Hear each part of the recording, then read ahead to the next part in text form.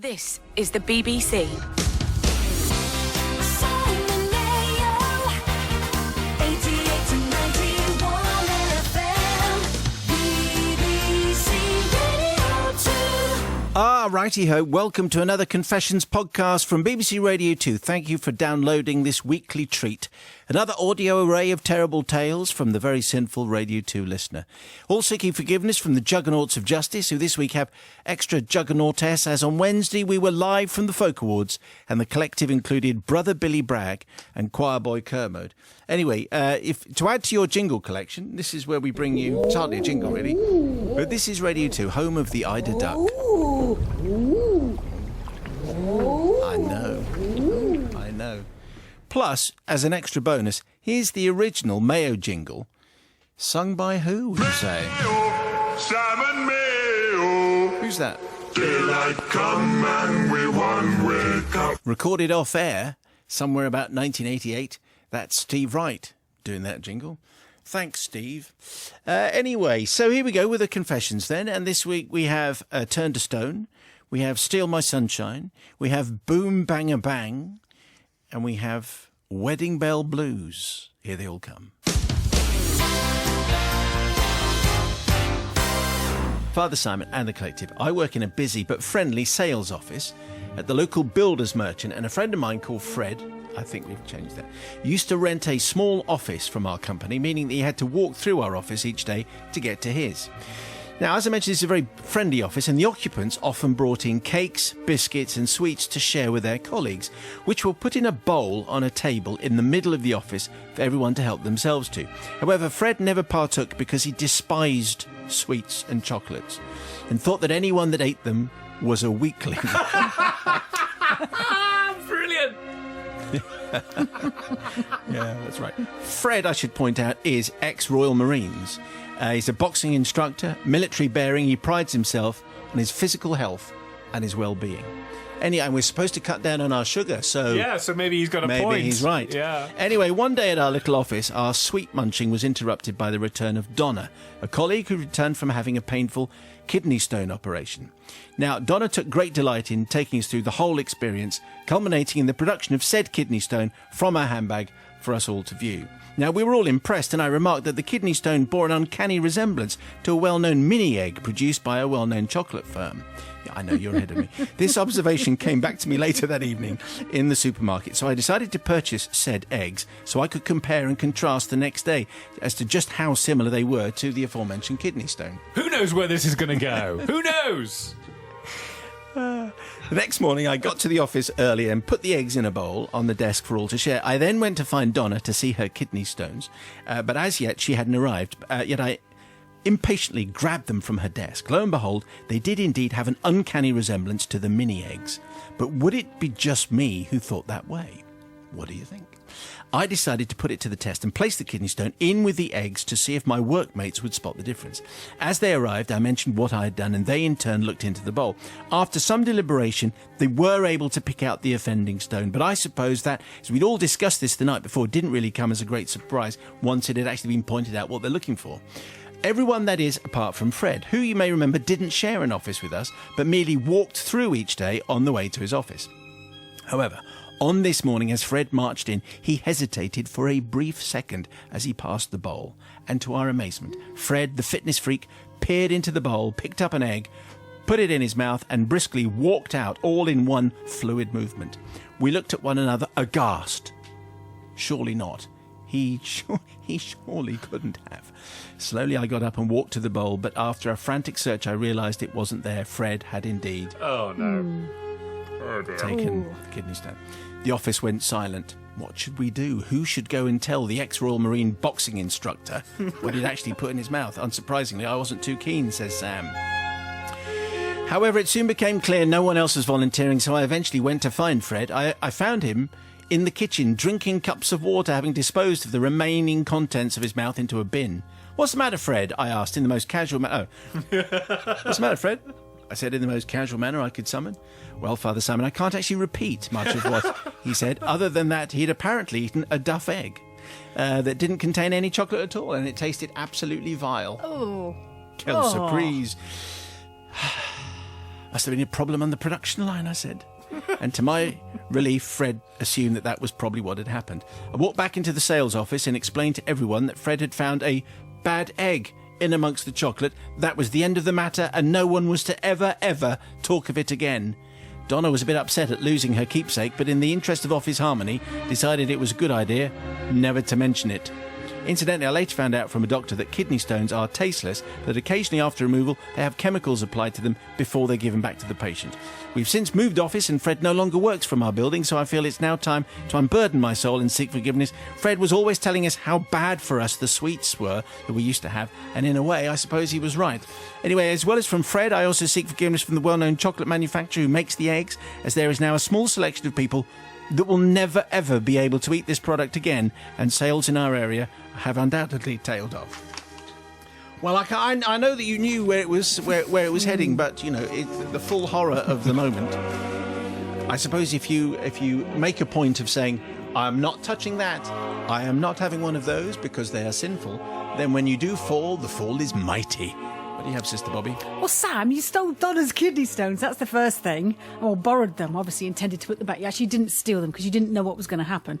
So that seems a little unfair that you did that to Donna, and she might have wanted to keep it forever. However, actually, in the interests of, comic effect, I think it was worth losing them. So there you go. And it's interesting, isn't it? Because no matter how disciplined Fred was, and he's the one of the most disciplined people I know, no one has ever managed to resist a chocolate mini egg. There you go.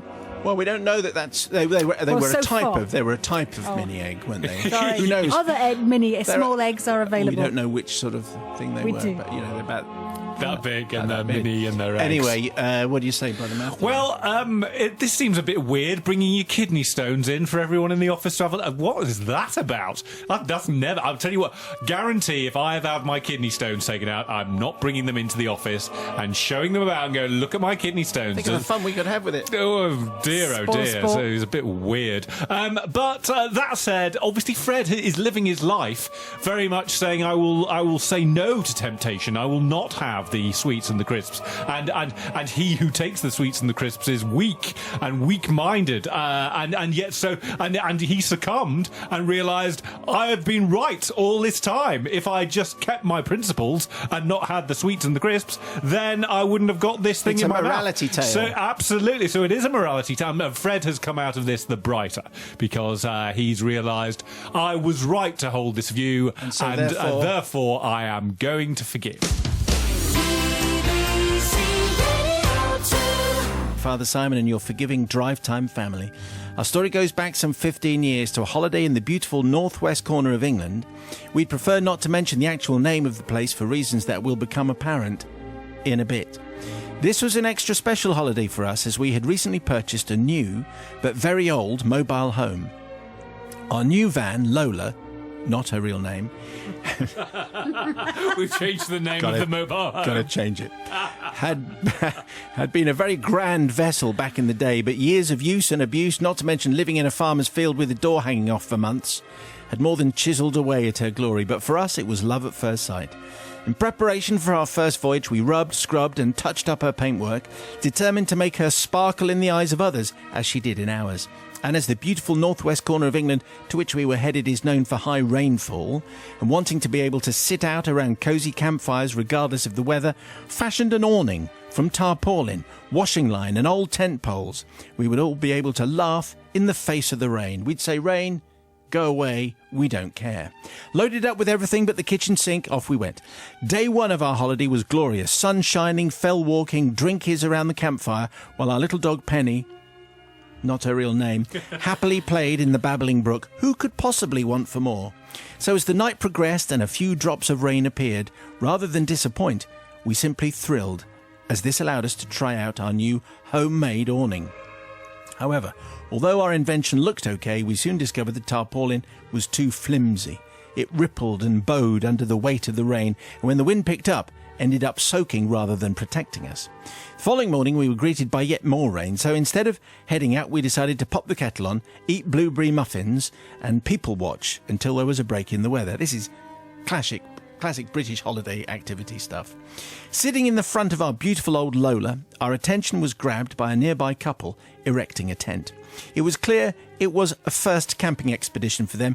All of their equipment was brand new, and putting the tent up was causing, shall we say, some friction. First they battled with the ground sheet, then they struggled and bickered when they tried to put the poles through. Things were now getting ugly.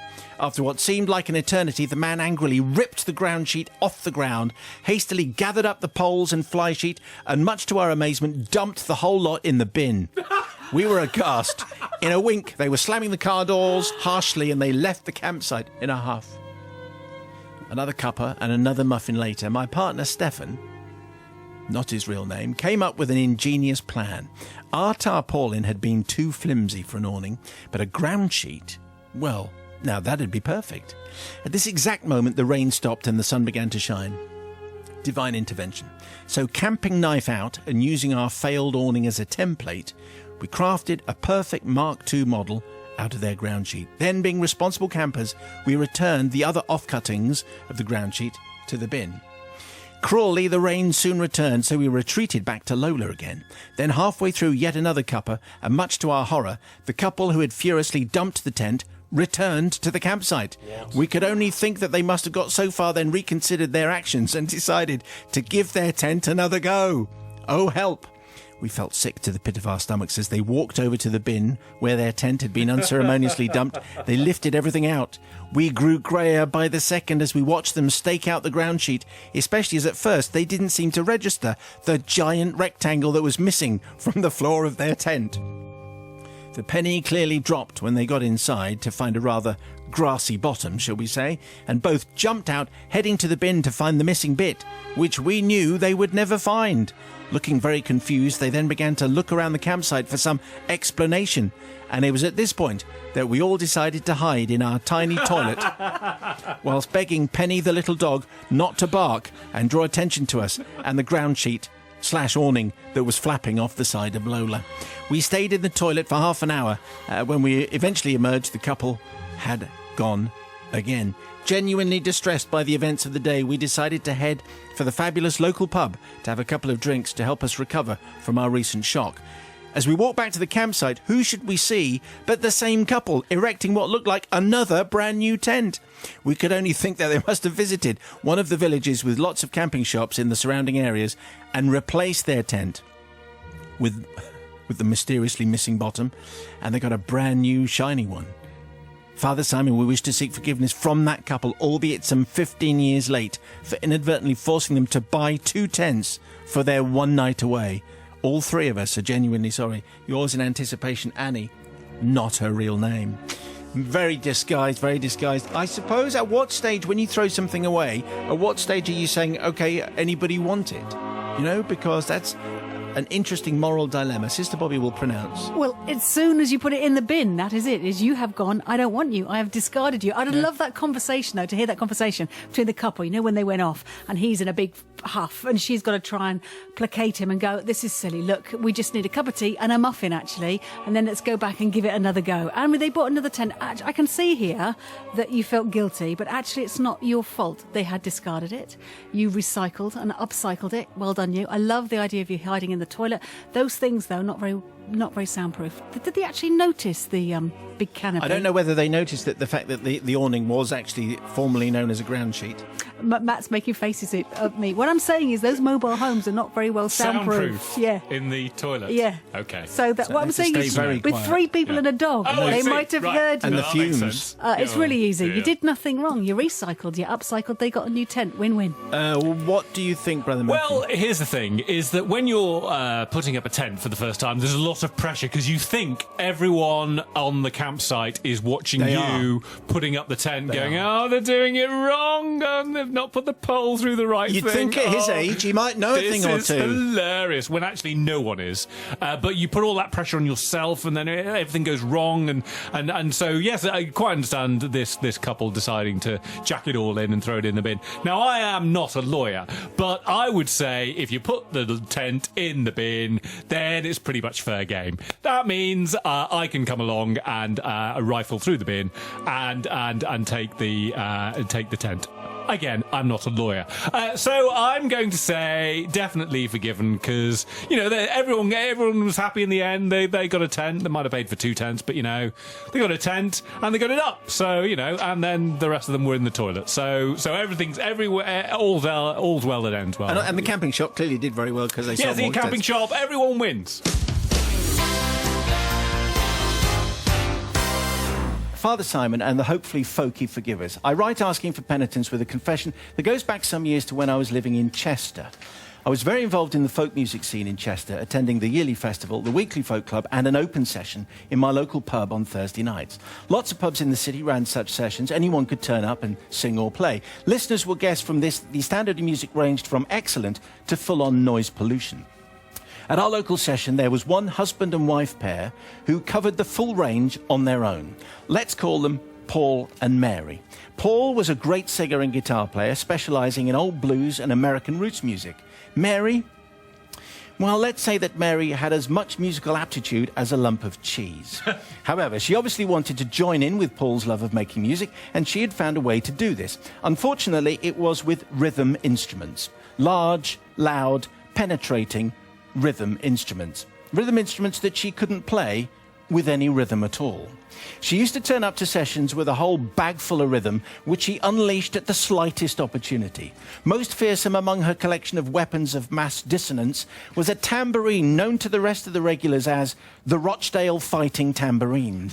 It was huge, loud, and played with such abandon and lack of talent that even non-smokers would find a reason to retire outside when she picked it up. And worst of all, she didn't just limit herself to accompanying Paul. Any singer was fair game, and if you've ever heard anyone try to sing She Moved Through the Fair with a tambourine accompaniment, you'll know how horrible it could be. One night I happened to end up sitting next to Mary.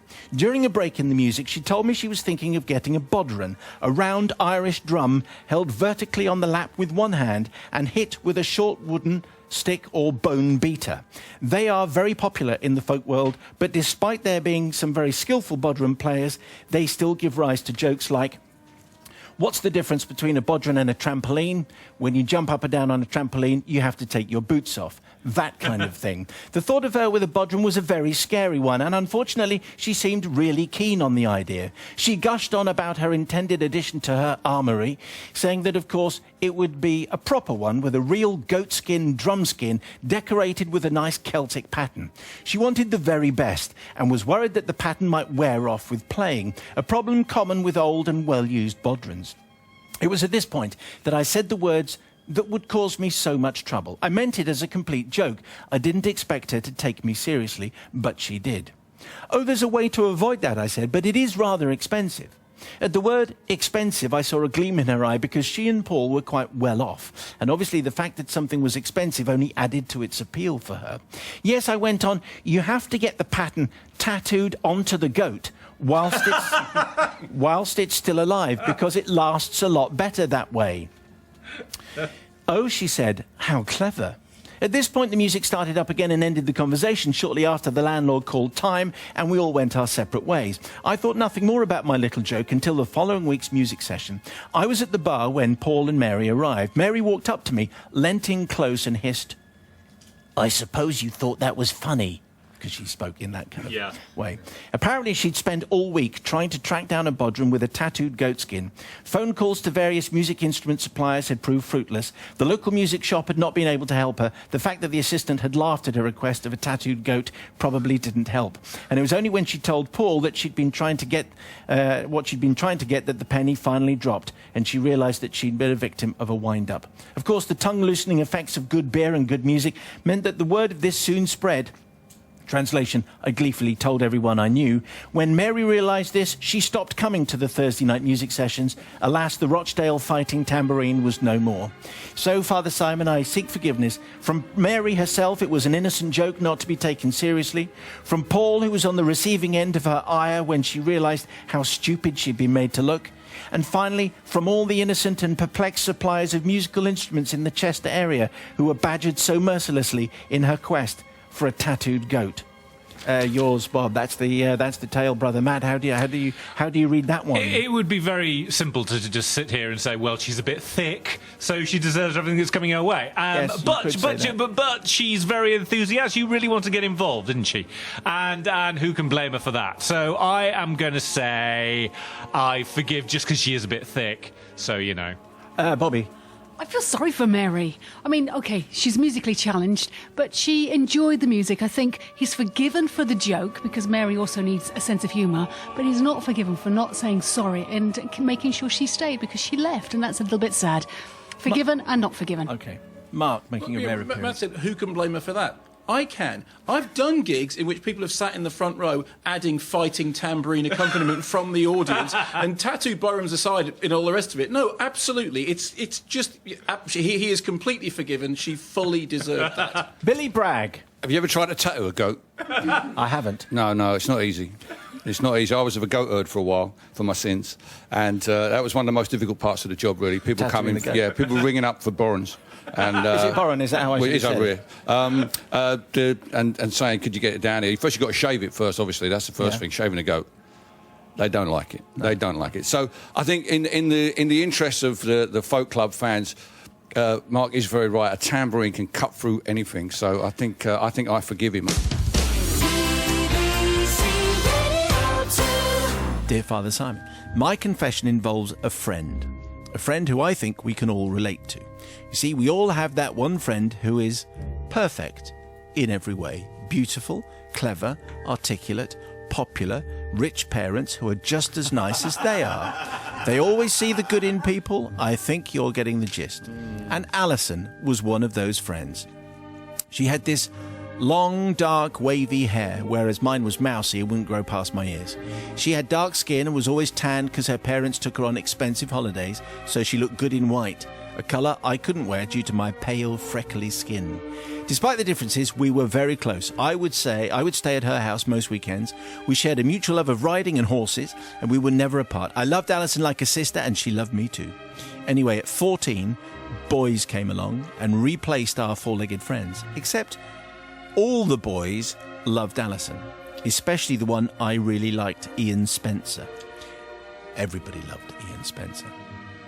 Even I like Ian Spencer. Alison knew I loved Ian, and in my 14-year-old brain, this was real love. Yet when he flirted with her at the school disco, she tittered and flashed her eyelashes, and, well, quite frankly, the green-eyed monster came out and I wanted to scratch her eyes out. I didn't, obviously. I remained composed, shrugged my shoulders as she snogged Ian's face off in the corner. And Ian was only the start of it. Every boy I ever liked, she ended up making out with, or going out with. I mean, what is going on?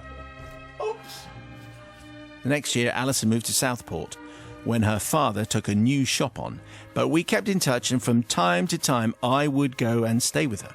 Then one day, many years later, she announced gleefully that she was getting married and asked me to be her bridesmaid. I, of course, said yes, through gritted teeth. Yes. We went wedding dress shopping, and of course the dress looked amazing. She looked amazing. The husband-to-be was gorgeous, and, well, frankly, I hated her. All those feelings of jealousy as a child came whizzing back.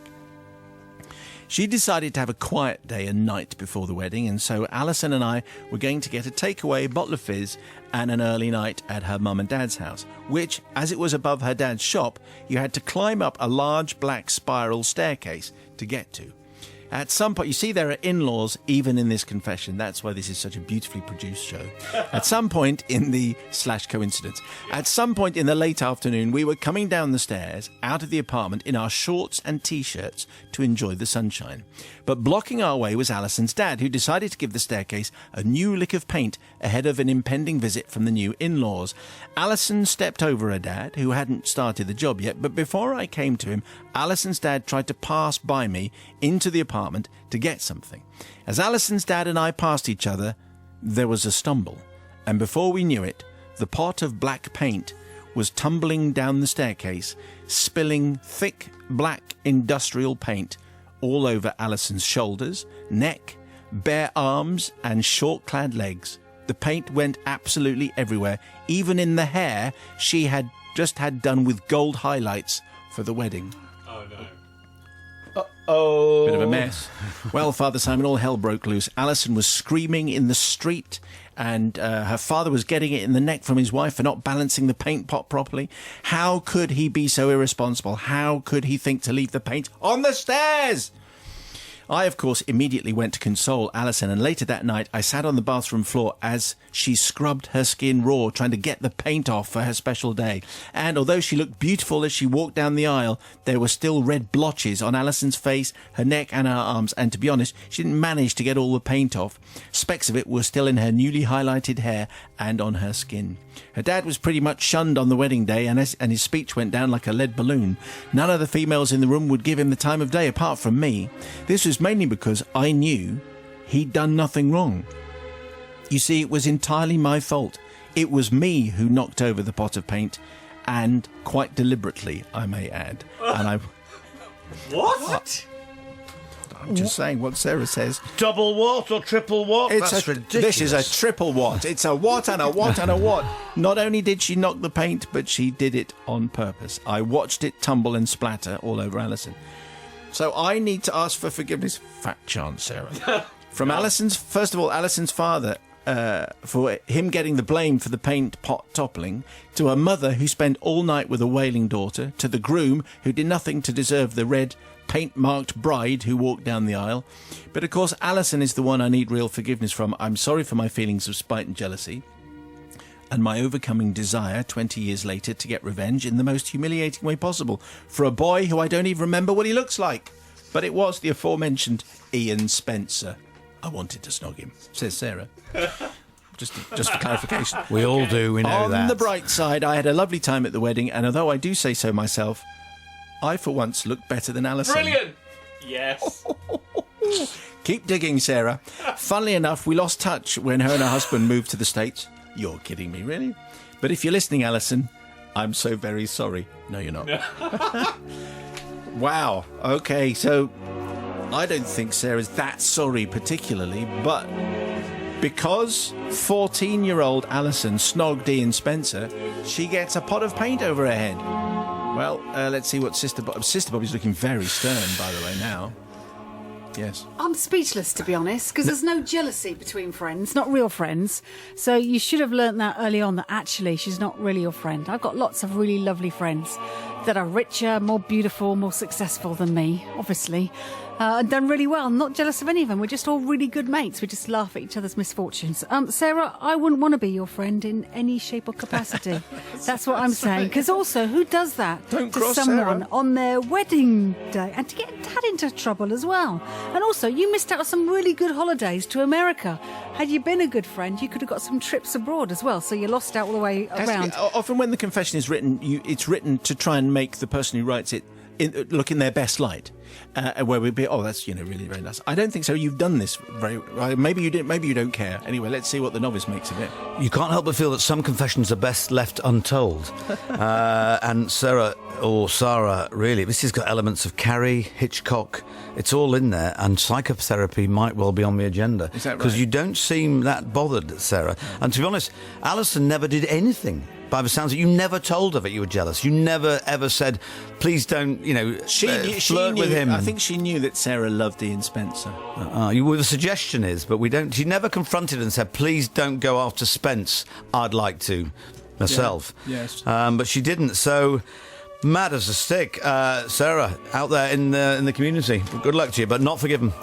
Can I be the one to stand up for Sarah? I mean, it's taken a degree of nerve, I would say, for Sarah. And as Simon's already pointed out, most of the time in these confessions, the person who gets wronged in the confession is made out to be a bit of a buffoon by the person who's doing the confessing. And this time, Sarah said, I was entirely in the wrong. So I think we should really start. I mean, she's been honest here, and which of us can say we've never been jealous, apart from Bobby? Bobby apparently never suffers. Well, we from might have been jealousy. jealous, but we might not have knocked paint over our best friend. Well, maybe not gone that far, but still, I mean, everyone was fine in the end. They're still married. They're in the States. They're doing fine. The parents are still very rich with a massive house, by the way, that's got a spiral staircase in there. Look at us with our massive house that needs painting when the in-laws are coming round. So I am definitely going to forgive because good for Sarah. I'm very much in your corner, okay. Sarah. Well, they were this week's Confessions with added Billy Bragg and Mark Kermode for extra fun. If that provoked a dark thought in your soul and you'd like to share, then send it on an email, please, confessions@bbc.co.uk. If you missed any of my drive time shows in the last week, thanks. You can listen back online. You can download it to your smartphone or tablet with the BBC iPlayer radio app, which is a very lovely thing. Monday, we welcomed author Jane Harper into the book club to talk about The Dry, her debut novel. Julia Donaldson and Helen Oxenbury dropped in on Tuesday to talk about, because they've collaborated at last together, hooray. The Giant Jumperee was their new book, and Julia read some of it. Wednesday, we were only live in the Royal Albert Hall, thank you very much indeed, and on Foodie Thursday, Nigel served up his tipsy cider cake. I'm off on holiday next week, compulsory family time.